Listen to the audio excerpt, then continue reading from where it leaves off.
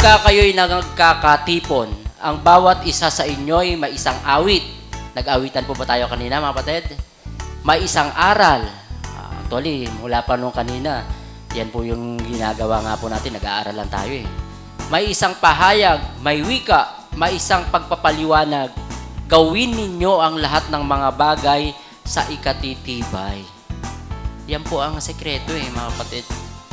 Yung pagtibay po natin sa pananampalataya po natin sa ating pong mga paglilingkod, yan ang wag natin pong mapapabayaan. Kaya yung po mga kapatid, napakahalaga po na tayo po ay sumasama sa mga ganitong mga gawain, sa mga ganitong event. Sabi nga sa talata, magtulong-tulong kayo sa pagdadala ng pasanin ng isa't isa. Sa gayon ninyo matutupad ang kautusan ni Kristo. Ayan o, Galatia 6:2. Kaya yun po mga kapatid, magagawa po natin kung masunod yung mga aral at kautusan ng Panginoong Jesucristo kung tayo magtutulong-tulong.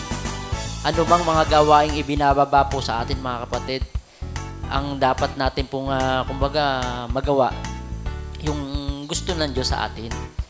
Hindi ka makapagsusumikap kung hindi ka bibigyan ng Diyos ng buhay eh. Kung hindi ka bibigyan ng Diyos ng lakas, ng pag-iisip, makapagsusumikap ka ba?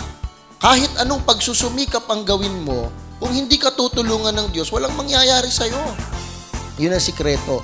Gusto mo, masarap mabuhay, di ba mga kapatid, no? Sarap mabuhay, yun ang walang plastikan, walang pagpapaimbabaw. Masarap mabuhay eh. Gusto mo, mabuhay ka ng malaon. Sabi dun sa Efeso, 6:1, mga anak, magsitalima kayo sa inyong mga magulang sa Panginoon, sapagkat ito'y matuwid.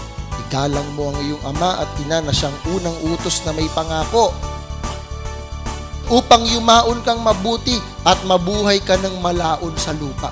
Gusto mong mabuhay ng matagal, gusto mong mabuhay ng malaon, tumalima ka sa magulang sa Panginoon.